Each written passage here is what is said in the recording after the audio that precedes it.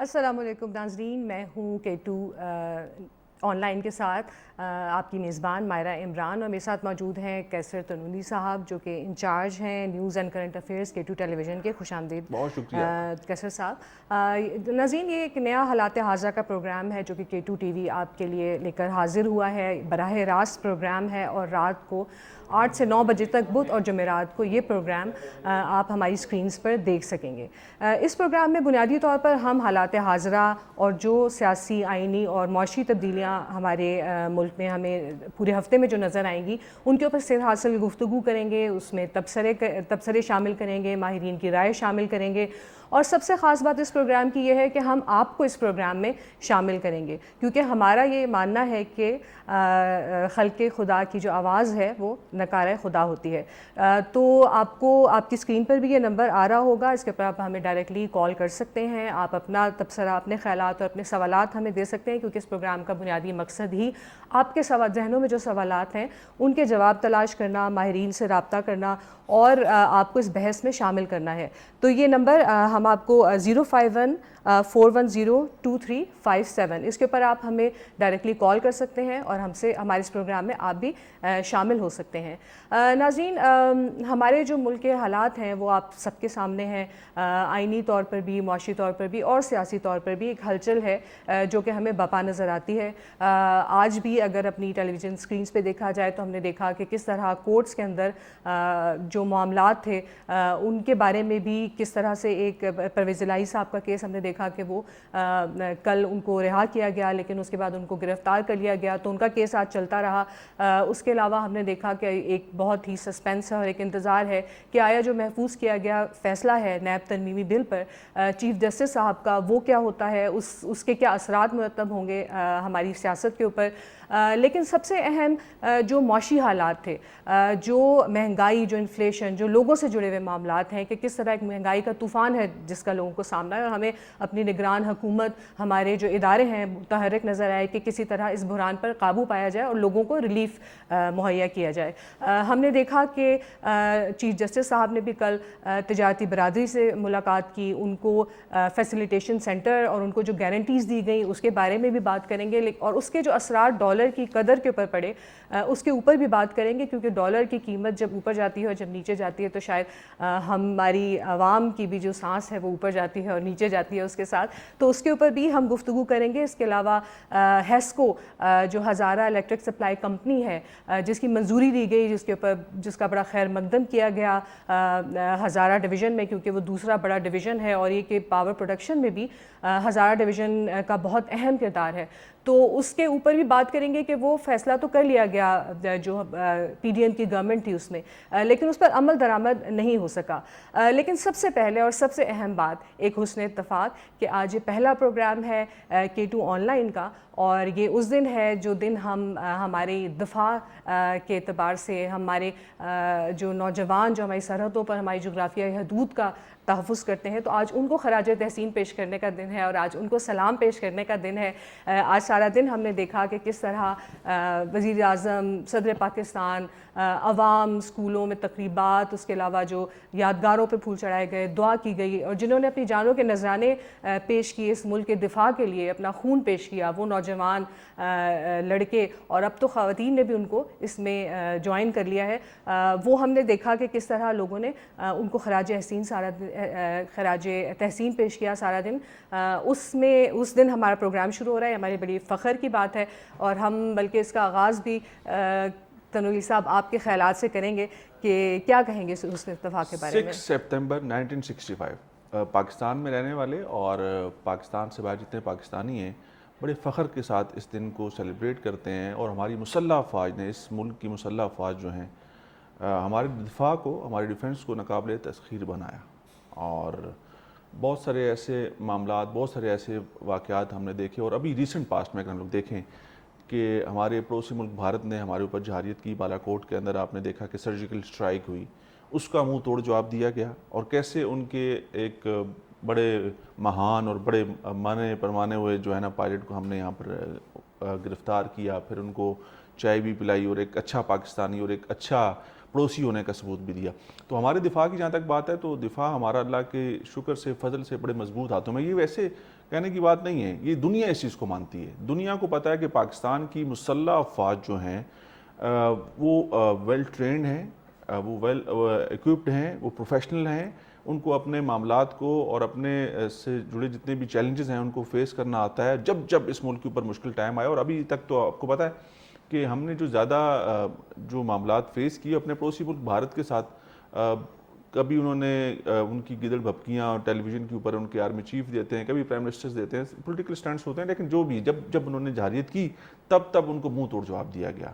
تو اس چیز سے کم از کم میں بحیثیت پاکستانی بہت زیادہ مطمئن ہوں. ہمیں فخر کرنا چاہیے اپنی مسلح افواج پہ کہ جہاں پہ ہم لوگ برائیاں بیان کر رہے ہوتے ہیں نا کہ یہ کمزوری ہے، یہ ویکنیس ہے، یہاں پر یہ ادارے کے لوگ جو ہیں وہ بڑے کمزور ہیں، یا اس ادارے کے اندر کرپشن ہو رہی ہے مختلف ہمارے اداروں کے اندر، تو کچھ لوگ اور کچھ ادارے ایسے ہیں جس کے اوپر آپ آنکھیں بند کر کے اعتماد اس لیے کر سکتے ہیں کہ اگر آپ گھروں میں سوتے ہیں، آپ پرسکون زندگی گزارتے ہیں. حالانکہ اس ملک کے ساتھ 1947 سے لے کے آج تک آپ کو پتہ ہے کہ ہم نے جو وقت گزارا، ہم لوگوں نے جنگیں بھی دیکھی، ہم نے اپنے پڑوسی ممالک کے اندر وار بھی دیکھی، اس کے اثرات بھی فیس کیے، ابھی تک کر رہے ہیں. لیکن اس کے باوجود پاکستان نے بہت سی جگہوں پر بہت ترقی بھی کی. پاکستان اسی اثنا کے اندر 1947 سے لے کے آج تک اسی اثنا کے اندر ایٹمی قوت بھی بنا. پاکستان اسی اثنا کے اندر سپورٹس میں بھی اپنے نام کو منواتا رہا پوری دنیا کے اندر. ایٹمی قوت سے لے کر جو ہے وہ پوری دنیا میں آپ کو پتہ ہے کہ اگر ہم لوگ اسکواش کی بات کریں، ہاکی کی بات کریں، کرکٹ کی بات کریں، ای اسپورٹس سے ریلیٹڈ، پھر اگر ہم لوگ باقی میدانوں کی بات کریں، ہم نے ہر جگہ میں اپنا جا کے رول پلے کیا ہے. اب جہاں پر کمی ہے اس کو ٹھیک کرنا ہے. یہ نہیں ہو سکتا کہ آپ اچھائی کو جو ہے وہ ایکسیپٹ کر لیں اور برائیوں کے اوپر ایسا چرچا کریں کہ یار یہ تو بس ہونا ہی نہیں چاہیے تھا.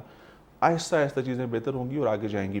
لیکن ایک چیز کے اوپر آپ کو ایمان کی حد تک یقین ہونا چاہیے کہ یہ جو ادارہ ہے، یہ جو ادارے کے لوگ ہیں، ہر جگہ پہ اچھائی برائی ہوتی ہے، کہیں پہ اچھے زیادہ ہوتے ہیں، کہیں پہ برے زیادہ ہوتے ہیں، لیکن اس ادارے کے اوپر بحیثیت ادارہ آپ کو اتنا اعتماد ہونا چاہیے کہ یہ آپ کو کبھی مایوس نہیں کرے گا. اور کبھی ہمیں ماضی میں ہم نے دیکھا نہیں ہے، آپ کے ملک کے اندر کوئی ارتھ کوئک آیا ہے تو آپ نے ان کو بلا لیا، آپ نے بھل صفائی کرانی ہے تو آپ کی مسلح افواج کی خدمات حاصل ہیں، آپ نے کسی جگہ پر سیکیورٹی ڈپلائمنٹ کرنی ہے تو آپ کی پولیس کے ساتھ، باقی فورسز کے ساتھ آپ کو فوج کی مدد حاصل ہے. تو جہاں پر بھی ہمارے ادارے کو ضرورت پڑی یا ملک کو ضرورت پڑی تو انہوں نے اپنا حصہ ڈالا. تو یہ سب سے بڑی وجہ ہے کہ اس دن کو سیلیبریٹ کرنا اس لیے بھی زیادہ ضروری ہے کہ اب آئندہ آنے والے دنوں میں یہ جو چیلنجز ہم لوگ فیس کر رہے ہیں، ہماری نوجوان نسل کو بتانا بڑا ضروری ہے کہ یہ چیزیں اتنی آسان نہیں ہیں جس طرح سے آپ سوچتے ہو، جس طرح سے آپ دیکھتے ہو. یہ بہت مشکل کام ہے، اس کے پیچھے بہت بڑی بڑی طاقتیں ہماری بظاہر جو ہے نا، کہتے ہیں دشمن اگر سامنے کا تو پھر تو مسئلہ کوئی نہیں ہے، لیکن جو خفیہ دشمن ہے، جو چھپے ہوئے لوگ ہیں، وہ آپ کو ہر طرح سے پریشان بھی کرتے ہیں، آپ کے لیے ٹف ٹائم بھی پیدا کرتے ہیں. لیکن یہی وہ ادارے ہیں، یہی وہی لوگ ہیں، یہی وہ ہمارے سولجرز ہیں، ہمارے جوان ہیں جو ہمیں اس سے بچاتے ہیں. جی بالکل. اور سب سے بڑھ کر یہ کہ ہتھیار تو ایک طرف، لیکن جو اپنی جان نثاری کا جذبہ ہے اس میں تو ناقابل تسخیر ہمیشہ سے اب ہماری افواج نے اپنے آپ کو پروو کیا ہے، پوری دنیا کے سامنے پروو کیا ہے. اور اسی کو توڑنے کے لیے اب ہم دیکھتے ہیں کہ جنگ کا طریقہ کار بھی بدلتا چلا جا رہا ہے، اور ہم بھی شاید اب اس صف میں شامل ہو گئے جو کہ آپ کہہ سکتے ہیں کہ 5th جنریشن وارفیئر، یا جو کہ ہمیں میڈیا میں یا سوشل میڈیا میں ایک جنگ کا سما نظر آتا ہے. تو ہم بھی اس جو ہے ایک سپاہی کے طور پر اب ہمیں بھی اس ملک کے دفاع میں وہ کردار ادا کرنا ہے. جہاں پہ ویپن کی اور جو فزیکل لڑائی ہے نا، لوگ یہ کہتے ہیں، جو مخالفین ہیں، جو دشمن ہے ہمارا، وہ یہ کہتے ہیں یار جو لوگ مرنے کے لیے آ رہے ہیں آپ اس سے کیا لڑو گے. جن کے دماغ میں یہ ہے کہ اگر ہم نے اپنے دشمن کو مارتے ہوئے، اپنا دفاع کرتے ہوئے اگر ہم لوگ مارے جاتے ہیں تو ہم لوگ شہید ہو جائیں گے اور ہمارے لیے تو اگلا جان بہت اچھا ہے. کہتے ہیں آپ ان سے کیسے لڑو گے. تو پھر اس لڑائی میں تو ابھی تک دیکھیں، یہ ہمارا ایمان ہے کہ ہمیں کوئی نہیں مار سکتا، اور اگر کسی جگہ کوئی کمزوری ہوتی بھی ہے تو اس کا سدباب کیا جا سکتا ہے. لیکن دوسری بات جو آپ نے جس کا ذکر کیا 5th جنریشن وار کا، اس کے اندر اب ہماری نوجوان نسل کو آگے سوچنا ہے. آج کل سوشل میڈیا کا دور ہے، ڈیجیٹلائزیشن ہے ہر طرف، تو آپ کو اس کا استعمال بہت محتاط انداز میں کرنا ہے. جہاں پر جس نے غلطی کی وہ پھنس گیا، جہاں پر جس نے اس کا صحیح استعمال نہیں کیا وہ پھنس گیا. آج کل ٹیکنالوجی جہاں پر آپ کو بہت زیادہ سہولیات فراہم کر رہی ہے، وہیں پر ساتھ ساتھ آپ کے لیے مشکلات بھی پیدا کر رہی ہے. آپ نے بہت محتاط انداز میں آگے بڑھنا ہے، آپ نے چیزوں کو بہت کیئرفلی ڈیل کرنا ہے. ہمارے ہاں میں اس پچھلے 1 سال 1.25 سال کے اندر بہت سارے ایسے لوگوں سے ملا، ایسی فیملیز سے ملا یا جن کے والدین بچوں کے بڑے ہائیلی کوالیفائڈ بچے، کوئی انجینئر تھا، کوئی اچھی یونیورسٹی میں ڈگری لے رہے تھے یا لے چکے تھے، اب وہ کہتے ہیں جی کہ کچھ انہوں نے کیا نہیں، یہ ہو گیا. لیکن جب ادارے آپ کے پاس آتے ہیں نا، وہ آپ کو اس کا سارا پروف دیتے ہیں کہ یہ دیکھیں یہ آپ نے اس وقت کیا، ایسے کیا. وہ کہتے ہیں جی بس نہ سمجھی میں ہو گیا. نہ سمجھی میں انہوں نے اپنی فیملیز کو ڈسٹرب کر دیا. بالکل بالکل. وہ جو نہ سمجھی تھی اس سے ان کا پورا خاندان ڈسٹرب ہو کے رہ گیا. ان کو اس کے اوپر ناراضگی یا ان کے بعد اس کے بعد اس کا احساس ہوتا ہے کہ غلط ہو گیا، لیکن وہ جو غلطی ہے اس کی سزا آپ کو بھگتنی پڑے گی. بالکل. اور ہر خبر کے پیچھے جو آپ کو سوشل میڈیا میں نظر آتی ہے، خاص طور پہ معلومات، انفارمیشن، ایک ایجنڈا سیٹنگ ہے. اس کو سمجھنا، اس کو اینالائز کرنا، کرٹیکل تھنکنگ کرنا، آپ کی جو ملک کے لیے کیا بہتر ہے اور کیا آپ کے ملک کے لیے غلط ثابت ہو سکتا ہے، خطرناک ثابت ہو سکتا ہے، اس کے درمیان میں ڈفرینشیٹ کرنا، یہ اب ہماری جو اگلی نسل ہے، ہمارے جو نوجوان ہیں، ان کے ذمے، ان کے کاندھوں پہ بھاری ذمہ داری ہے. ہم لوگ دیکھتے ہیں نا کہ سوشل میڈیا کے اوپر بہت ساری چیزیں آ جاتی ہیں، مختلف ہینڈلز ہیں. اب اس کی تصدیق کریں، تحقیق کریں، اور اس لیول کی چیزیں. ایک مثال آپ کو دیتا ہوں. پچھلے کچھ روز ہم نے دیکھا کہ شازیہ مری صاحبہ کے حوالے سے بہت ساری چیزیں وائرل کر دی گئی یا ہو گئی. جس نے شیئر کی اس نے تو جب اس کا ریئیکشن آیا انہوں نے معذرت کر لی، جی مجھ سے غلطی ہو گئی تھی، میرے سامنے آئی تو میں نے شیئر کر دی. اب وہ لاکھوں جگہ پر وہ چیز چلی گئی، اس میں حقیقت 1% بھی نہیں تھی. اس میں حقیقت 1% بھی نہیں، ایسا کوئی معاملہ ہو ہی نہیں تھا. تو وہ جو لاکھوں لوگوں تک شیئر ہو گئی، اور جس نے کی اس نے کس سے پوچھا، کیا اس کا سورس تھا، کیا تحقیق تھی، کیا آپ نے اس کے اوپر آپ کے پاس انفارمیشن تھی. تو معاملہ یہ ہے کہ آپ ان چیزوں کا بہت خیال کریں. یہ چیزیں جب آپ نے آگے پھینک دی تو پھر وہ رکنے والی نہیں ہوتی. جب تک وہ رکتی ہیں یا جب تک آپ کے سامنے سچ آتا ہے تب تک آپ بہت نقصان کر چکے ہوتے ہیں. بالکل. اور یہ شغل میں آپ اس کو شیئر کر چکے ہوتے ہیں. کہاں جو چیز آپ کے لیے مذاق ہوتا ہے وہ آپ کی باقاعدہ اسٹاک مارکیٹ پر اثر انداز ہوتا ہے. جو کہ اب ہم بلکہ جس کی طرف بڑھیں گے وہ یہی ہے کہ جو ڈالر کی قدر ہے اس کا بڑھنا، اس کا کم ہونا، اور اس کے اوپر جو خبریں پھیلنا اور اس کو خود ہی اس کا مذاق بنا لینا، یہ ساری جو اکانومی کو سنبھالنے کی کوششیں کی جا رہی ہیں اس کے راستے میں ایک بہت بڑی رکاوٹ ثابت ہوتی ہیں. ہم نے دیکھا کہ 15 روپے کی اوپن مارکیٹ میں ڈالر کے اندر کمی واقع ہوئی ہے پچھلے 2 سے 3 دن کے اندر. ڈالر جو تھا وہ انٹر بینک میں ہم نے دیکھا کہ وہ جو تھا وہ 0.34 بڑھا. تو یہ ایک روز کی خبریں ہیں، یہ اعداد و شمار ہیں جو لوگوں تک پہنچتے ہیں. بعض دفعہ ہم لوگ اس کو سمجھ پاتے ہیں، بعض دفعہ ہماری سمجھ سے باہر ہوتا ہے کہ آیا مارکیٹ کے اندر یہ جو سچویشن ہے اس کو کیسے سمجھا جائے، کیسے قابو میں کیا جائے، اور اس کا عام انسان کی زندگی پر کیا اثر پڑ سکتا ہے، اور ایک کیا ٹرینڈ ہے اور کیا ٹینڈنسی ہے مارکیٹ کی جو کہ ہمیں نظر آتی ہے. تو کیسر صاحب سب سے پہلے تو آپ کی طرف آئیں گے کہ جو ڈالر کی، اس کے علاوہ جو ہم نے IMF کے ساتھ بھی ایک پروپوزل اس کو بھیجا ہے جس میں بجلی کے بلوں سے متعلق ایک پروپوزل بھیجا ہے جس کا جواب کا انتظار ہے. کیا ڈالر کی جو قیمت اوپر جا رہی ہے اور نیچے آ رہی ہے روز کی بنیاد کے اوپر ہماری معیشت پر، ہمارے لوگوں کی زندگی کے اوپر اس کا کیا اثر ہوتا ہے؟ دیکھیں ہمیں بہت محتاط رہنے کی ضرورت ہے. جس کا ذکر ابھی ہم نے کیا نا، اس وقت اس ملک کے جو معاشی اکنامک جو سچویشن ہے وہ بالکل بھی ٹھیک نہیں ہے. ٹھیک نہ ہونے سے مراد یہ ہے کہ جی آپ اس وقت IMF کے شکنجے کے اندر ہیں. IMF نے آپ کو جو پلان دیا ہے آپ نے اس کے اوپر عمل درآمد کرنا ہی کرنا ہے، اور ہر حال میں کرنا ہے. اگر نہیں کریں گے تو پھر آپ کے لیے مشکلات مزید بڑھ جائیں گی. تو اس وقت موجودہ جو کیئر ٹیکر سیٹ اپ ہے وہ اس کے اوپر عمل درآمد کر رہا ہے. ان کے پاس کوئی چوائس نہیں. لیکن ایک جو سب سے بڑا مسئلہ، ہم لوگ ڈالرز کی قیمت کو ڈسکس کرتے ہیں نا کہ اوپن مارکیٹ میں اور انٹر مارکیٹ میں ڈالر کی قیمت بڑھ گئی یا کم ہو گئی. ہمارے ملک کے اندر اور ہمارے پڑوسی ملک افغانستان کے اندر یہ بات میں بڑے وثوق کے ساتھ کہہ رہا ہوں، جو اسمگلنگ ہوتی ہے نا، اس اسمگلنگ اس میں بہت بڑی وجہ ہے. اربوں ڈالرز جو ہیں وہ بارڈر پار جاتے ہیں، اور اس ملک کے اندر بھی ایسے ایسے کاروباری حضرات موجود ہیں، ایسے ایسے بڑی بڑی اسامیاں موجود ہیں جن کے پاس ڈالرز کا بڑا ذخیرہ موجود ہے، جنہوں نے ڈالر ذخیرہ کر کے رکھے ہوئے ہیں کہ ان کو مشکل وقت میں استعمال کریں گے. مشکل وقت اس وقت آپ اپنی مشکل کو تو دیکھتے ہیں کہ ہم اپنی مشکل کو کیسے ٹھیک کریں گے، اور آپ نے تو بڑا مال بنایا ہوا ہے نا. آپ کی مشکل، آپ کے خاندان کی مشکل تو شاید کسی وقت حل ہو جائے گی، یا آپ کی اس مشکل میں آئی نہیں جس مشکل میں اس ملک کے 99% لوگ ہیں. اس وقت اس ملک کی جو عام جو مڈل کلاس ہے، جو لوور مڈل کلاس ہے، وہ سخت پریشان ہے بجلی کے بلوں سے، مہنگائی سے، بے روزگاری سے، آئے روز بڑھتے ٹرانسپورٹ ریٹ سے.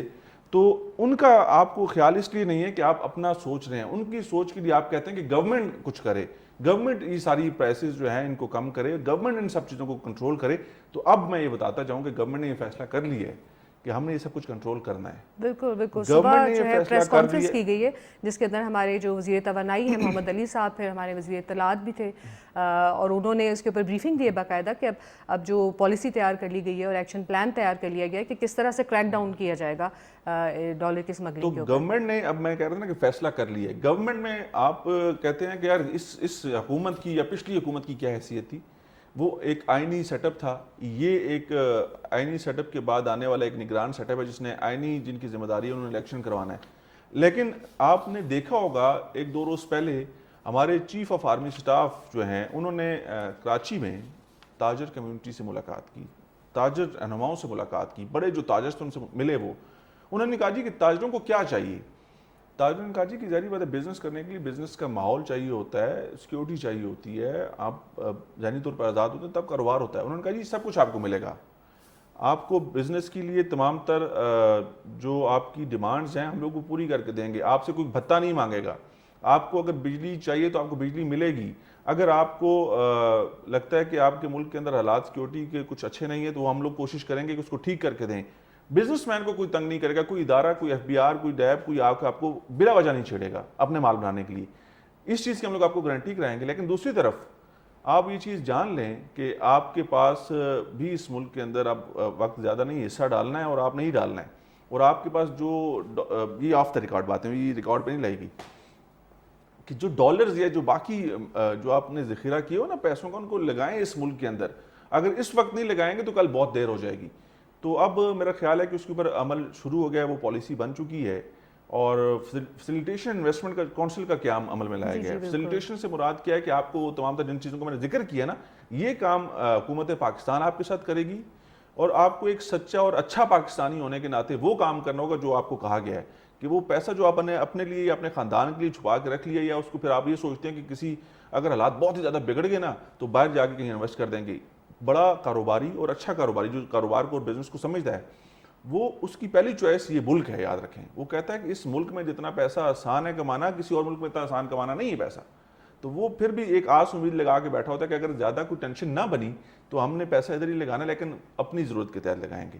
اب حکومت پاکستان نے یا ذمہ دار لوگوں نے یہ بتا دیا ہے کہ آپ یہ رائٹ ٹائم، اس ٹائم پہ آپ انویسٹ کریں. ہم دنیا کو بھی کھینچ کے لا رہے ہیں، باقی جو ہمارے کچھ دوست ممالک ہیں ہم لوگ ان سے بھی انویسٹمنٹ کروا رہے ہیں. تو جو خدشات، جو تحفظات آپ کے ہیں وہ ہم لوگ آپ کو دور کر کے دیں گے. تو یاد رکھیں یقین کے جس کا میں ذکر کر رہا تھا نا کہ آپ کو ایمان کی حد تک یقین ہونا چاہیے کہ چیزیں آپ کے حق میں بہتر ہوں گی، لیکن آپ کوشش تو کریں نا. آپ اگر کہیں نہیں کرے کچھ اور باقیوں کے لیے کوئی اور کرے، میں اپنے آپ کو صرف محفوظ بنا لوں، اپنے خاندان کے 25-30 لوگوں کو محفوظ بنا لوں، تو وہ میری ذمہ داری. ایسا نہیں ہے. جو آپ کا رول ہے، جس ملک سے آپ نے کمایا، کھایا، لگایا ہے، اس ملک میں بھی آپ اس کی مشکل میں بھی کھڑے ہو. یہ ملک مشکل میں اس وقت، اس کو مشکل سے نکالنے کے لیے انہی لوگوں نے رول پلے کرنا ہے. ہم جو باتیں کر سکتے ہیں نا ہم یہ کر رہے ہیں، ہمارا جو کام ہے. لیکن جو بزنس مین ہے جس نے پیسہ کمایا اس ملک سے، جو ادارے اس ملک سے جن کی شناخت ہے، جن اداروں کے سربراہان کی اس ملک سے شناخت ہے، وہ اس کے لیے رول پلے کریں گے. جن سیاستدانوں نے اس ملک کے اندر سیاست کی اور اس ملک سے اپنا مقام اور نام بنایا، ان کو رول پلے کرنا ہے. 99% لوگ تو بیچارے رول گئے ہیں، ان کے پاس تو بلکہ کہا جا رہا ہے کہ لسٹیں بھی تیار ہو چکی ہیں، اور وہ حکومتی اہلکار جو کہ اسمگلنگ میں یا ان مافیاز کے ساتھ انوالو ہیں، اور ان کے سہولت کاروں کی بھی لسٹیں تیار ہیں. کتنی سنجیدگی آپ دیکھتے ہیں ان باتوں میں؟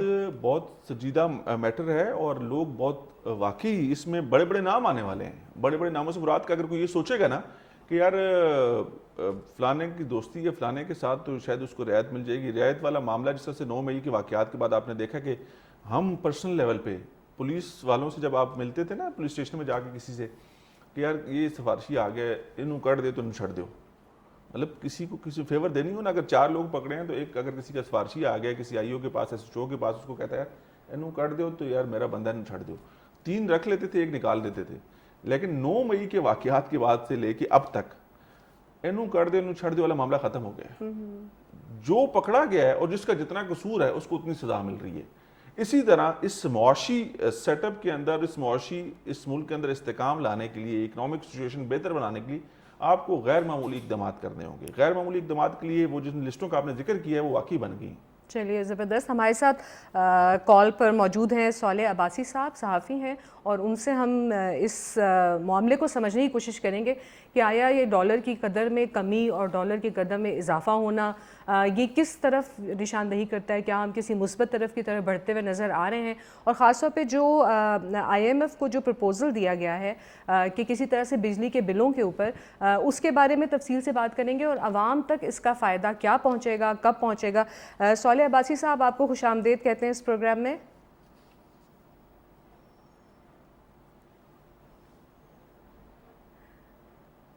جی، صالح عباسی صاحب سے بھی تھوڑا سا رابطہ ہمارا منقطع ہوا ہے، لیکن وہی بات آ جاتی ہے کیسر عباسی صاحب کہ جی آپ، ہمارا کیا کردار ہے سارے معاملے کے اندر، ہم نے کیا کردار ادا کرنا ہے؟ ٹھیک ہے، ہماری جو پاکستان کی جو کیا آپ کہہ سکتے ہیں کہ 80% آبادی شاید ان لوگوں میں نہیں ہے، یا 90% آبادی ان لوگوں میں سے نہیں ہے جو کہ ڈالر کی قدر میں کوئی فرق ڈال سکتی ہے، لیکن یہ اقدامات جو حکومت کر رہی ہے اس میں ہم کتنا ساتھ دے سکتے ہیں، کس طرح ساتھ دے سکتے ہیں اپنی حکومت کا، اداروں کا، کس طرح سے اعتبار کرنا ضروری ہے؟ کیونکہ ہم نے دیکھا ہے کہ جب بھی کچھ حالات کو بہتری کی طرف اور سخت فیصلوں کی طرف جایا جاتا ہے تو ہم نے دیکھا کہ ایک طرف یہ ایک محاذ کھل جاتا ہے کہ آپ کی دہشت گردی کے واقعات ہمیں نظر آتا ہے کہ ملک میں بڑھتے چلے جا رہے ہیں، کہ جب ایک طرف آپ اپنی معاشی حالات کو بہتر کرنے میں مصروف ہے اور دوسری طرف آپ کو یہ فرنٹ ایک کھلتا ہوا ہمیشہ نظر آتا ہے۔ دیکھیں، ایک چیز بہت زیادہ ضروری ہے، منفی پروپیگنڈا جو ہے وہ کسی چیز کا حل نہیں ہے۔ اس ملک کے اندر مسائل ہیں، اس سے کوئی انکاری نہیں ہے، اور اس بات سے اس کو کوئی چھپا نہیں سکتا۔ میں اگر مشکلات فیس کر رہا ہوں، اگر آپ مشکلات فیس کر رہی ہیں، اور میں یہ معاشی مشکلات کا بات کر رہا ہوں، ساتھ سیکیورٹی کے معاملات بھی ہیں۔ سیکیورٹی سے مراد کہ آج کل اسلام آباد کے اندر فیڈرل کیپٹل ہے نا، یہ واقعات ہم لوگ کراچی میں کہیں پختونخوا کے کسی علاقے کے اندر سنتے تھے کہ جی سنیچنگ ہوگی، فائرنگ کر دی، یہ آج کل اسلام آباد کے اندر عام ہو گئے ہیں۔ ٹھیک ہے، اس سے مراد یہ ہے کہ حالات ٹھیک نہیں ہیں، اور سیکیورٹی کے بھی ٹھیک نہیں ہے، معاشی ویسے مہنگائی ہے، بجلی کے بلوں کو دیکھ لیں، باہر مارکیٹس میں چیزوں کو جا کے جب آپ خریدنے کے لیے جاتے ہیں، سبزی پھل فروٹ، وہ آسمان سے باتیں کر رہے ہیں۔ تو ایک بات تو یہ ہے کہ یہ چیزیں ہیں، ان کو ماننا ہے، ہم مان رہے ہیں، آپ سب بھی ان کو ایکسیپٹ کر لیں، اور اب ان سے نکلنے کے لیے آپ کے پاس ٹرسٹ کرنے کے علاوہ گورنمنٹ کے اوپر، یا گورنمنٹ کے اندر جو لوگ ہیں ان کے اوپر، یا جو ہمارے ملک کے ادارے ہیں، کوئی دوسرا آپشن نہیں ہے۔ آپ کیا کریں گے؟ سول نافرمانی کیا ہوتی ہے؟ آپ کہیں گے جی میں اس چیز کو نہیں مانتا، آپ بجلی کے بل جلا دیں، آپ کہیں جی کہ میں پروٹیسٹ کروں گا، میں سرکاری املاک پہ جا کے احتجاج کروں گا، ان کو نقصان پہنچاؤں گا، تو کیا ہوگا؟ آپ کے پاس اتنے وسائل ہیں، لوگ کہتے ہیں جی ملک لوگ چھوڑ کے جا رہے ہیں، ملک سے باہر بھاگ رہے ہیں، ملک سے باہر وہ جا رہا ہے، ملک چھوڑ کے وہ جا رہا ہے جو ملک چھوڑنے کی اہلیت رکھتا ہے، جس کے پاس پیسے ہیں۔ ملک چھوڑنا میرے جیسے عام جیسے آدمی کے لیے جس نے باہر جا کے سیٹل ہونا ہے، وہ تو پاسبل نہیں ہے۔ جا وہی رہا ہے جس کے پہلے کنیکشن ہے، جس کے پاس پیسے ہیں، ٹھیک ہے۔ اور اگر کوئی مزدوری کے لیے سعودیہ یا UAE یا کسی اور عرب ملک میں جاتا ہے تو اس کی فیملی ساری یہیں پر ہے۔ آپ ان کا سوچیں، اس ملک کا سوچیں، اور اس چیز کو اپنے اندر بٹھا لیں کہ آپ کے پاس ٹرسٹ کرنے کے علاوہ کوئی آپشن نہیں ہے۔ اپنی زندگی کو تھوڑا سا مختصر کر لیں، مختصر سے مراد کہ اپنے معاملات کو، اگر جہاں پہ آپ کے اخراجات 400 روپے کے تھے اس کو 200 پہ لائیں، اگر وہ پاسبل نہیں ہے تو پھر اپنی محنت کو ڈبل کر لیں۔ لیکن آپ لڑ نہیں سکتے، آپ کچھ غلط کرنے سے آپ کو حاصل کچھ نہیں ہوگا، اس ملک کو کچھ حاصل نہیں ہوگا۔ تو آپ نے پہ ٹرسٹ کرنا ہے، اور ٹرسٹ کریں، اس کے علاوہ چوائس نہیں ہے آپ کے پاس، تو تب یہ چیزیں آگے بڑھیں گی۔ اور مجھے یہ امید ہے کہ آئندہ آنے والے جو دور ہے اس میں بہتری ہوگی۔ یہ نہیں ہو سکتا کہ ساری چیزیں خراب بھی چلتی رہیں، کچھ چیزیں اچھی بھی ہو رہی ہیں۔ جی بالکل، آج بھی بجلی کے بلوں کے اوپر یا بجلی کی چوری کے اوپر صبح باقاعدہ ایک پریس کانفرنس کی گئی، اس میں بہت تفصیل سے اس کے اوپر بات چیت کی گئی، ذکر کیا گیا، اور اس میں یہ بتایا گیا کہ بجلی چوری جو ہے وہی تقریباً 279 ارب روپے کا نقصان ہماری معیشت کو پہنچا جاتی ہے۔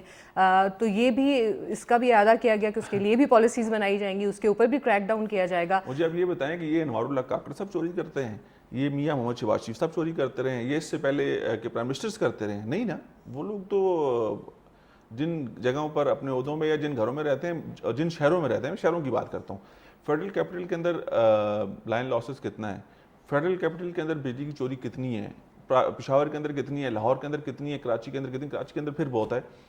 بجلی کی چوری ہوتی ہے آپ کے دیہی علاقوں کے اندر، وہاں پر جو لوگ ہیں ان کو اگر بجلی چوری کرنے کا پتہ ہے یا بجلی چوری کنڈا ڈال کے کر سکتے ہیں نا، تو ان کو ان حالات کا بھی پتہ ہونا چاہیے کہ یار اگر ہم خود ٹھیک نہیں ہیں اور اپنے ملک کے اداروں کو یا ملک کے ادارے کو نقصان پہنچا رہے ہیں، تو پھر ہم لوگ کس سے امید کریں گے کہ یار آپ باقیوں کو تو ٹھیک کرنے کی امید لگائے بیٹھے ہوتے ہیں کہ یار وہ چور ہے، وہ ڈاکو ہے، اس نے یہ غلط کر دیا، اس نے یہ کر دیا، غریب آدمی کا خون نچوڑ دیا۔ تو جس کو جہاں پر موقع ملتا ہے نا، وہ اپنا ہاتھ صاف کر دیتا ہے۔ تو یہ جس خسارے کا آپ نے ذکر کیا، یہ وابڈا کو ہے، وہ پھر وہ پتہ ہے کن سے وصول کرتے ہیں؟ آپ سے، مجھ سے، جو وہ کہتے ہیں نا جس نے سبق یاد کیا اس کو چھٹی نہ ملی۔ فیڈرل کیپٹل جو ہے وہ بجلی کے بلوں کی ادائیگی مکمل کرتا ہے. جو بڑے شہر ہیں وہاں پر بجلی کی بلوں کی ادائیگی 100% ہوتی ہے. تو جو 100% ہوتی ہے تو جہاں پر چوری ہوتی ہے وہ کہتے ہیں جو دے رہے ہیں انہی سے آپ وصول کرو, انہی کو ہی آپ مزید جو ہے اضافی بل بھجواؤ اور ان جی سے ریکوریاں کراؤ, جو دے رہے ہیں ان سے ریکوری کراؤ. جی بالکل. ہم اپنی اس گفتگو کو جاری رکھیں گے. آپ کے سوالات, آپ کے مسائل پر بات چیت جاری رہے گی. ابھی ٹائم ہوا ہے ایک بریک کا, ہمارے ساتھ رہیے گا.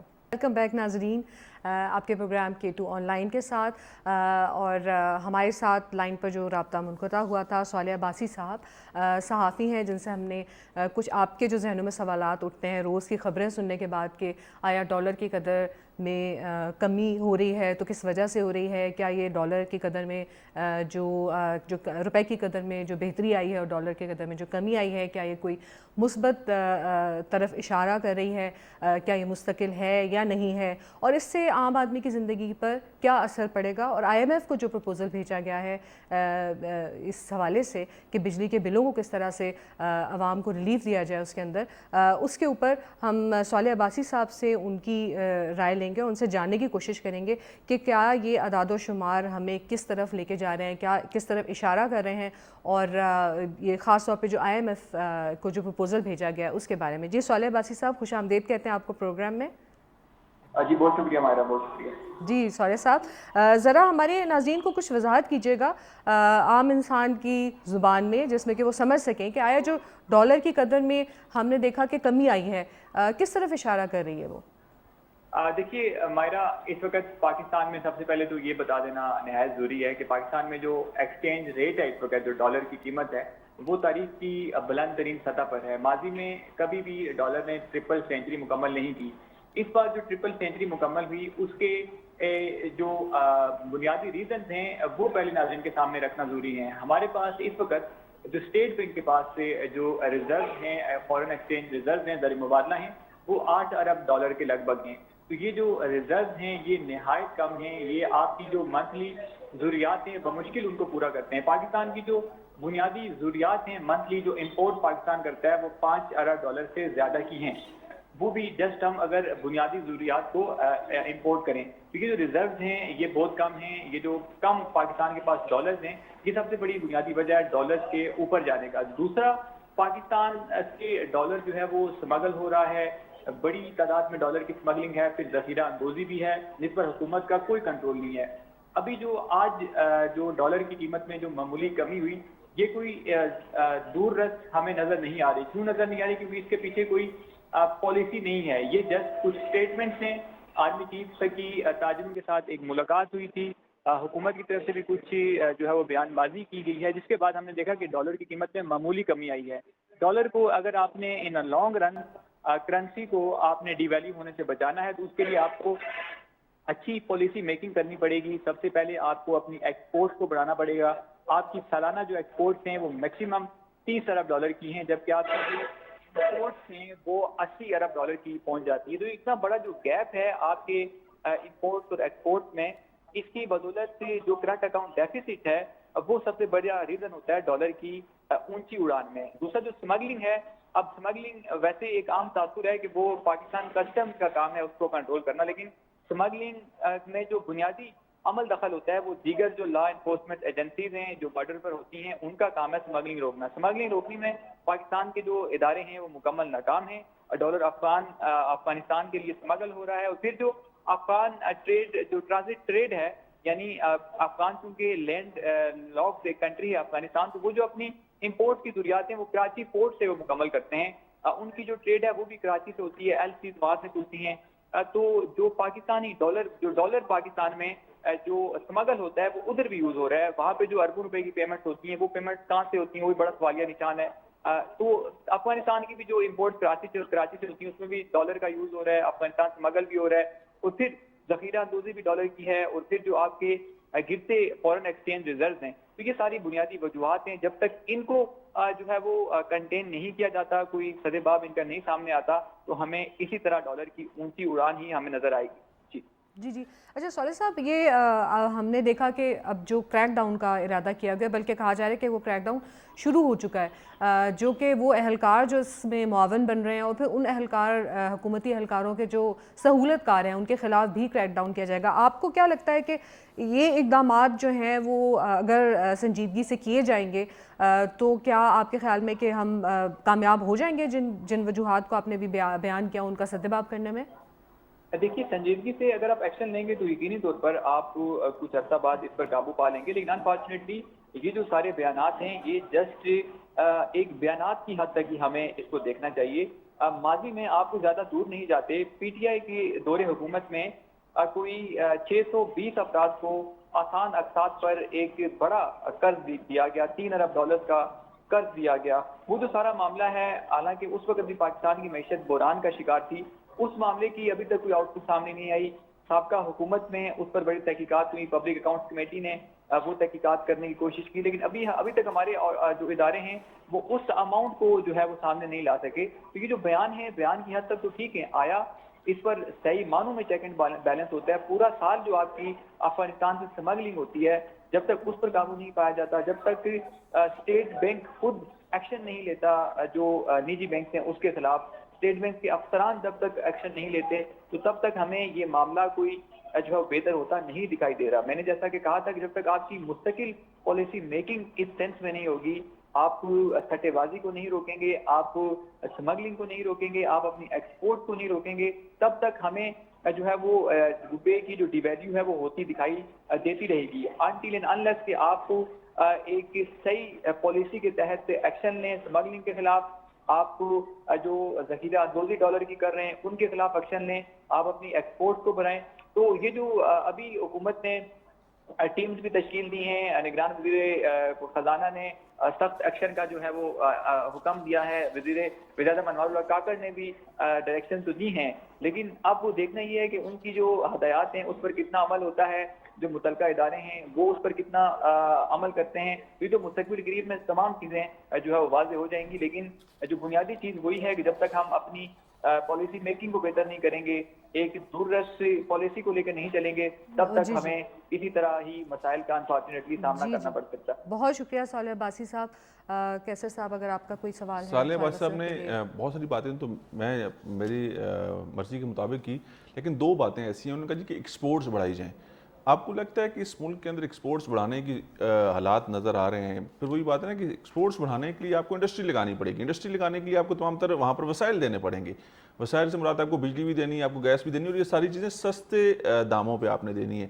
تو فی الفور تو یہ پاسبل نہیں ہے، فی الفور یہ ہوتا ہوا نظر نہیں آ رہا.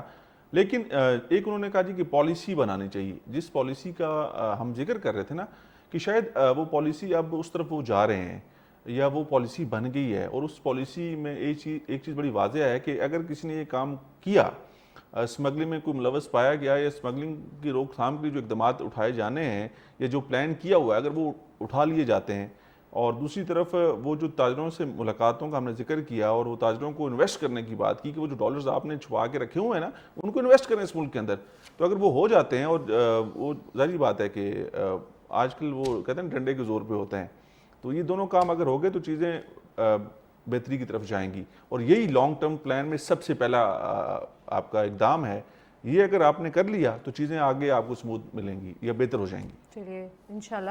اور یہ معاشی حدود کا تحفظ ہے، آج یوم دفاع پاکستان ہے تو یہ معاشی حدود کا دفاع ہے.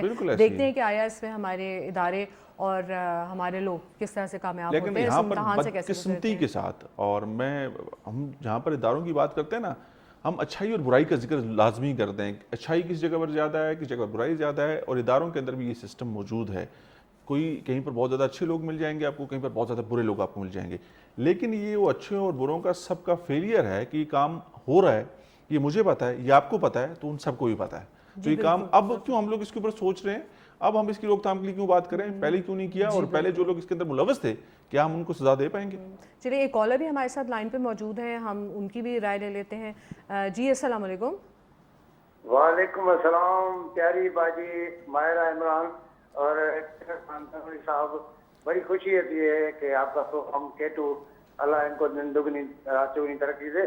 بہت شکریہ. یہی کہوں گا کیسر خان بھائی مسئلہ سندھ میں اتنا بڑا جیسا ہے، اغوا کی وارداتیں ہو رہی ہیں اور ڈیلی ہڑتالیں ہو رہی ہیں، سیکٹر میں، کلپوٹ میں، شکارپور میں، مطلب سندھ میں ہڑتالیں ہو رہی ہیں۔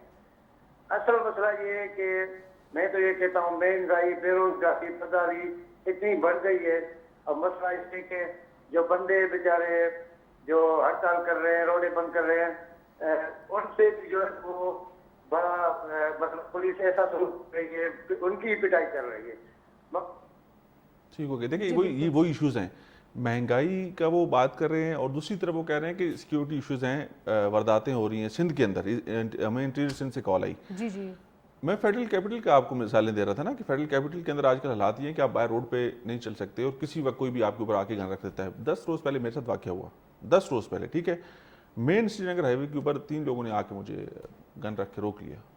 تو یہ آج کل حالات ایسے ہیں کہ کسی جگہ پر آپ محفوظ نہیں ہیں. فیڈرل کیپٹل کے اندر اگر محفوظ نہیں ہے تو پھر کہاں پہ آپ کریں گے؟ تو اس کے اوپر کام کرنے کی ضرورت ہے، اور ساتھ جی بہت کام کرنے کی ضرورت ہے. ایک تو آپ اداروں سے تو توقع رکھتے ہیں، لیکن لوگوں سے خود کو ٹھیک کرنا، مورلی ہم کس طرف جا رہے ہیں، کیا ہمیں ان وارداتوں کی ضرورت بھی ہے؟ کیونکہ بچے اور ینگ لڑکے ہوتے ہیں، زیادہ تر جو وارداتیں ہوتی ہیں ان میں بتایا جاتا ہے موٹر سائیکل پر سوار ہوتے ہیں، اور کتنا آپ کسی کا نقصان کر جاتے ہیں. موٹر سائیکل پر سوار ہوتے ہیں. تو ادھر میں معذرت کے ساتھ ایک بات کروں گا، وہ یہ ہے کہ ہم کہتے ہیں نا کہ 1-2 دن پہلے کوئی ایڈوائزری جاری ہوئی افغانستان سے کہ پاکستان کے جو افغانستان کے جو لوگ ہیں وہ پاکستان سفر نہ کریں، غیر ضروری سفر نہ کریں.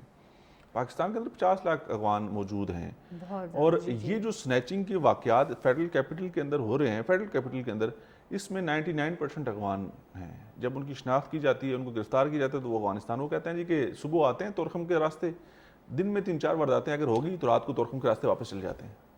جی. اور ہمارا ابھی تک ہم تو اسی اس پر قائم ہے کہ ہمارے بھائی ہیں، اور ہم اپنا دل کھولتے ہیں، ہم اپنی زمین کھولتے ہیں، ہم اپنی معیشت کھولتے ہیں، ہم اپنے لا اینڈ آرڈر کی جو سچویشن ہے اس کو ہم کمپرومائز کرتے ہیں. لیکن ہم آپ کے لیے ہمارے دل جو ہے نا افغان بھائیوں کے لیے اسی طرح کھلے ہوئے ہیں. لیکن جہاں پر لا اینڈ آرڈر آ جاتا ہے وہاں پر اس ملک کا قانون، اس اسٹیٹ کا قانون آ جاتا ہے، اس کو حرکت میں آنا بہت زیادہ ضروری ہے. اور ان تمام چھوٹے معاملات کا جو سدباب بہت ضروری ہے. ہماری کوشش کا وقت ہمارے پاس کم ہے، لیکن یہ کہ ہماری کوشش یہی ہے کہ ہم اس وقت تو ہم اس بریک کی طرف جاتے ہیں، لیکن اس کے بعد جو لوگوں سے جڑے معاملات ہیں ان میں سے کوئی ایک ٹاپک ضرور اٹھایا جائے اور اس کے اوپر بات کی جائے کہ آیا اگر کسی منصوبے کا اعلان کیا گیا تو اس کے اوپر عمل درآمد کیا گیا یا نہیں کیا گیا. ملتے ہیں اس بریک کے بعد. ویلکم بیک ناظرین. جیسا کہ ہم نے کہا آپ سے بات کی بریک سے پہلے کہ ہماری پوری کوشش ہوگی کہ عوام کے جو مسائل ہیں اور جیسے منصوبے جو کہ عوام کی بھلائی کے لیے یا ان کی آسانی کے لیے ہمارے جو اس میں کیے گئے تھے ماضی میں، اس میں کیا عمل درآمد ان پر کیا گیا، نہیں کیا گیا، کیا اس کا فائدہ ہو سکتا تھا عوام کو جو اب تک نہیں پہنچا. تو اس میں ہم آج جو ڈسکس کر رہے ہیں، ہم بات کر رہے ہیں ہزارہ الیکٹرک سپلائی کمپنی کی، جس کی پی ڈی ایم کی گورنمنٹ نے جس کو کہ منظور کیا، اناؤنس کیا، اس پہ ایک حد تک عمل درآمد بھی شروع کیا گیا، اس کا بورڈ آف ڈائریکٹر بھی بنا دیا گیا. اور جو ہزارہ کے عوام ہیں انہوں نے اس کا بہت خیر مقدم کیا، کیونکہ ان کے بہت سارے ایسے مسائل ہیں بجلی سے جڑے ہوئے جو کہ ان کو پہلے پشاور میں لے کے جانے پڑتے تھے. حالانکہ جو سیکنڈ جو ہے بڑا سب سے جو ڈویژن ہے وہ ہزارہ ڈویژن ہے، مالاکنڈ ڈویژن کے بعد، اور جہاں سے آپ بجلی کی جو سپلائی ہے وہ بھی کیونکہ تربیلا ڈیم وہاں پر آتا ہے تو بجلی کی سپلائی بھی ہزارہ ڈویژن پورے ملک کو دیتا ہے. تو بجلی کے بہت سارے ایسے مسائل تھے جس کے اوپر یہ جو ہیسکو کا بننا اس کا بہت خیر مقدم کیا گیا. لیکن ہم اب دیکھتے ہیں کہ معاملہ جو ہے وہ ابھی تک عمل درآمد تک نہیں پہنچ سکا. تو ہم کیسر خان تنوری صاحب سے اس کے اوپر ذرا تفصیل بھی لینا چاہیں گے اور کیا مسئلہ ہے، کیوں یہ معاملہ اس طرح پھنسا. ہمارا خیبر پختونخوا کے اندر جس طرح سے آپ نے ذکر کیا، مالاکنڈ ڈویژن کے بعد ہزارہ ڈویژن جو ہے وہ دوسرا بڑا ڈویژن ہے، اور ہزارہ ڈویژن کے اندر بجلی کی جو تقسیم کار کمپنی تھی وہ ظاہری بات ہے پشاور سے پیسکو سے یہ بجلی کی ساری تقسیم ہوتی تھی. اور یہ مطالبہ ہزارہ کے لوگوں کا بہت عرصے سے تھا، کیونکہ ہزارہ ڈویژن کے اندر چاہے وہ ڈسٹرکٹ ہری پور ہے، چاہے وہ ڈسٹرکٹ ایبٹ آباد ہے، مانسیرہ، بٹگرام، کوہستان، تورغر تک جو ہے بجلی کے مسائل ہیں. مسائل کیا ہیں کہ وہ پہاڑی علاقہ ہے، وہاں پر ایک تو آپ کے پاس جو فورس ہے وہ کم ہے، بعض اوقات آپ کو بہت زیادہ مین پاور کا مسئلہ ہوتا ہے. دوسری طرف اگر لائٹ چلی جاتی ہے، بجلی اور برف باری ہو جاتی ہے تو ایک ہفتہ کئی ہفتے بجلی بحال نہیں ہوتی. وہاں پر ایسے علاقے بھی موجود ہیں. تو اگر لوگ یہ ڈیمانڈ کرتے ہیں جی کہ ہماری بجلی پوری ملے ہمیں، کہیں پر آپ کو پتہ ہے کہ ڈم بجلی ہوتی ہے لائن، اس میں پوری پاور نہیں ہوتی. دوسری طرف جو میں نے آپ کو مسئلہ اٹھایا کہ اگر بارش ہو جاتی تو بجلی واپس نہیں آتی. یہ صرف ایک کا نہیں، پورے ڈویژن کے اندر یہ مسائل پیدا جاتے ہیں. تو لوگ کہتے ہیں کہ ہم بل پورا ادا کرتے ہیں. ہزارہ ڈویژن کے اندر جو بجلی کی جو قیمت ہے جو لوگوں کو ملتی ہے وہ پوری ادا ہوتی ہے. اور لوگ یہ ڈیمانڈ کرتے ہیں کہ یہاں پر خیبر پختونخوا کے اندر تربیلا ڈیم سے بجلی کی جو سپلائی ہے وہ پورے پاکستان کو جاتی ہے، تو ہم اس کا رائٹ رکھتے ہیں. تو پھر پچھلے دور حکومت میں ہم نے دیکھا پی ڈی ایم کی گورنمنٹ میں کہ اس کی منظوری ہوگی، حالانکہ یہ مطالبہ بہت عرصے سے تھا، لیکن یہ معاملہ پشاور ہائی کورٹ میں اس کو چیلنج کر دیا گیا. جی بالکل، ہمارے ساتھ جمیل تنولی صاحب موجود ہیں لائن پر. وابڈا یونین کے پریزیڈنٹ ہیں، یہ بہتر جی بتا نائب سکتے ہیں. صدر ہیں آل پاکستان وابڈا ہائیڈرو الیکٹرک ورکرز یونین کے، اور یہی جو ہے وہ اسٹے پہ گئے ہوئے ہیں. جمیل تنولی صاحب، آپ کو خوش آمدید کہتے ہیں اس شو پر. ویلکم جی. جی جمیل صاحب، سب سے پہلے تو بتائیے گا کہ آیا یہ معاملہ کیوں عمل درآمد کی طرف نہیں بڑھ پا رہا ہے؟ کیا مشکلات ہیں؟ کیا آپ کو امید ہے کہ کب تک یہ عمل درآمد ممکن ہو سکے گا؟ بہت بہت شکریہ. میں انتہائی مشکور ہوں K2 ٹی وی کا، اور خاص کر ہزارے کے حوالے سے آپ نے ایک برننگ ایشو پہ مجھے کال کیا. جی جمیل صاحب. یہ جو ہزارہ الیکٹرک سپلائی کمپنی ہے، یہ ہزارے کی ڈیمانڈ تھی. پہلے نواز شریف صاحب کے دور میں ڈیمانڈ کی، انہوں نے نوٹیفیکیشن کیا، نہیں ہو سکی. پھر شاید خاقان عباسی کے دور میں نوٹیفیکیشن ہوا، نہیں ہو سکی. پی ٹی آئی والوں کو ہم مطالبہ کرتے رہے، انہوں نے ہماری بات نہ مانی. پھر مئی میں شہباز شریف مانسیرا میں آئے، 23 سے مریم صاحبہ کی ڈیمانڈ پر اور مرزا جاوید عباسی صاحب کی ڈیمانڈ پر ہزارہ کمپنی اناؤنس ہوئی. 18 جنوری کو ہزارہ کمپنی کا آرڈر ہوا. جب ہزارہ کمپنی کا نوٹیفیکیشن وزیر اعظم پاکستان نے کیا تو 27 جنوری کو پشاور سے ایک لوکل وابڈا لیبر یونین جو غیر قانونی طور پہ ہائی کورٹ میں چلی گئی اور جا کے یہ موقف تیار کیا کہ ہزارہ ایک ارننگ سرکل ہے، وہ بجلی کے بل پیمنٹ کرتے ہیں، جبکہ ہمارے ہاں پشاور اور اس کے گردنواح میں بجلی کا بل نہیں دیتے، بجلی چوری ہوتی ہے. اگر ہزارہ ہم سے الگ ہو گیا تو پھر ہماری بجلی کا نظام چلنا مشکل ہو جائے گا. اس لیے ہزارہ کو ہم سے الگ نہ کیا جائے. ہمیں اس جرم کی سزا دی جا رہی ہے کہ ہم بل پیمنٹ کرتے ہیں، وہ بجلی چوری کرتے ہیں، وہ اپنی چوری کو ریگولر کرنے کے لیے ہمیں الگ نہیں ہونے دے رہے. کورٹ نے اس پہ اسٹے دیا اور کورٹ بھی پارٹی بنا ہوا ہے. تو اب جمیل تنولی صاحب مجھے یہ بتائیے گا کہ یہ معاملہ کورٹ میں ظاہری بات گیا ہے، تو یہ جس پلی کا آپ ذکر کر رہے ہیں یہ تو اتنی مؤثر نہیں ہے، یہ تو اتنی جو ہے اس کے اوپر کام رکنا یا اس کے اوپر بات اس کو سنا جانا یہ اتنا جاندار نہیں ہے. کیونکہ دوسری طرف ظاہری بات ہے آپ کی بھی لیگل ٹیم ہے، آپ لوگ بھی کورٹ کے اندر جاتے ہیں، تو اگر ایک بندہ جو بل ادا کر رہا ہے یا جو ایک علاقہ بل ادا کر رہا ہے تو اس کو اس کا حق دینا یہ جرم ہے کیا؟ یہ غلط بات ہے؟ سر میرا یہی جواز ہے کہ اعجاز انور صاحب جج ہیں. بڑی عدالت میں انہوں نے کہا کہ ہزارہ کمپنی یہ مسلم لیگ نون کی چند دن کی گورنمنٹ ہے، یہ ہزارہ کمپنی بنے گی تو پیسکو کیسے چلے گی. انہوں نے جج نے اسٹے دیا ہوا اور انلیگل اسٹے کو وہ چلا رہے ہیں. پھر ہم اس کے خلاف سپریم کورٹ آف پاکستان میں گئے ہیں. ٹھیک ہے، سپریم کورٹ آف پاکستان میں آپ کی کوئی ڈیٹ فکس ہوئی ہے کہ نہیں؟ سپریم کورٹ نے ہماری بات سنی، ہم ان ججوں کے انتہائی مشکور ہیں، اللہ ان کو عزت دے. انہوں نے پھر وہاں سے ایک ڈائریکشن دی، 12/9 کو تاریخ فکس کی ہے کہ 12/9 کو ہزارہ کمپنی کا کیس سنا جائے. چونکہ اس کی ریکوائرمنٹ ساری پوری ہے، وزیر اعظم کا نوٹیفیکیشن ہے، کیبنٹ کی اپروول ہے، بورڈ آف ڈائریکٹر کی کیبنٹ کی اپروول ہے، تو 12/9 کو یہ کیس سنا جائے. اگر 12/9 کو ہائی کورٹ نے نہ سنا تو پھر 18/9 کو سپریم کورٹ پاکستان خود سنے گا. تو آپ لوگ پر امید ہے کہ یہ معاملہ شاید کسی اب راستے کی طرف جائے گا، اس کے اوپر کوئی فیصلہ ہو جائے گا؟